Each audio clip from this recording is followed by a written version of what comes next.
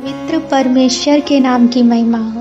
आप सभी को जय मसीह की। दैनिक एक मिशनरी जीवन में एक बार फिर मित्रों मैं आपका स्वागत करती हूँ एक नई मिशनरी के साथ। आज की मिशनरी जीवन में हम बात करेंगे खामा के मिशनरी जीवन के बारे में। जन्म 1850, मृत्यु 21/2/1923, मूल स्थान अफ्रीका, मसीह सेवा अफ्रीका। आइए इनकी सेविकाएं के बारे में हम विस्तृत में ध्यान देते हैं। एक दिन कुछ बामंग बाटो आदिवासी दौड़ते हुए अपने मुखिया सेखोम के पास आए और उन्हें बताया कि एक गोरा आदमी पूरी तरह से कपड़े पहने हुए उनके गांव की ओर आ रहा है। वहां के आदिवासियों ने कभी किसी गोरे आदमी को नहीं देखा। तब सेखोम, जो एक प्रसिद्ध डायन चिकित्सक थे, उस अजीब गोरे व्यक्ति से मिलने गए। उनके साथ उनका ज्येष्ठ पुत्र खामा भी दौड़कर चला आया। उन्होंने पाया कि वह गोरा व्यक्ति का नाम डेविड लिविंगस्टोन था और वह एक डॉक्टर थे जो बीमारियों का इलाज कर सकते थे। खामा ने लिविंगस्टोन को बहुत दूर से एक जिज्ञासु पुस्तक पढ़ते हुए देखा जिसमें सैकड़ों पृष्ठ थे। जब लिविंगस्टोन ने उसे समझाया कि यह बाइबल है जिसके माध्यम से वह परमेश्वर की आवाज़ सुन सकता है, तो खामा को उस मूक लेकिन बोलने वाली किताब देखकर चकित रह गया।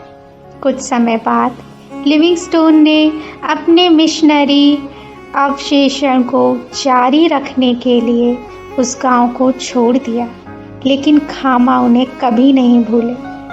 कई अन्य मिशनरियों ने परमेश्वर के विधान में लिविंगस्टोन के बाद उस गांव में पहुंचे और स्थानीय लोगों को सच्चे परमेश्वर के बारे में सिखाया। बहुत से लोगों ने मसीह को अंगीकार किया और खामा उनमें से एक थे। मसीह को स्वीकार करने के बाद खामा को कई चुनौतियों का सामना करना पड़ा। वे अपने पिता के स्थान पर गांव की मुखिया बने।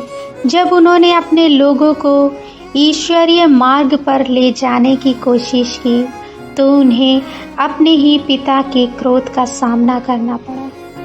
सेखोम एक शक्तिशाली डायन चिकित्सक होने के कारण भयानक टूना टोटका करके खामा को बुरी तरह चोट पहुंचाई, लेकिन खामा ने परमेश्वर की कृपा से सभी बुरी ताकतों पर जीत हासिल की।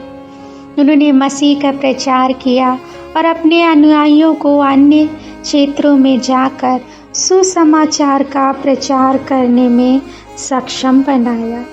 उन्होंने अपने लोगों को परमेश्वर के वचन के अनुसार कार्य करने और बुराई से दूर रहने के लिए प्रेरित किया। उनके प्रयासों से उस गांव का स्वर्णगीण विकास हुआ। जब उनसे अपने लोगों को नेक मार्ग पर नेतृत्व करने के रहस्य के बारे में पूछा गया तो वह हमेशा अपने घर के सामने खुले मैदान की ओर इशारा करते थे, जहां वह अपने गांव के लोगों को सुबह और शाम प्रार्थना के लिए इकट्ठा करते थे। प्रिय, आपकी देखरेख में रखे गए लोगों की अगुवाई करने में आप कितने विश्वास योग्य हैं। प्रभु मुझे एक बहादुर और वफादार आध्यात्मिक नेता बनने के लिए मजबूत करे। आमीन। परमपिता परमेश्वर आप सभी को आशीषित करें।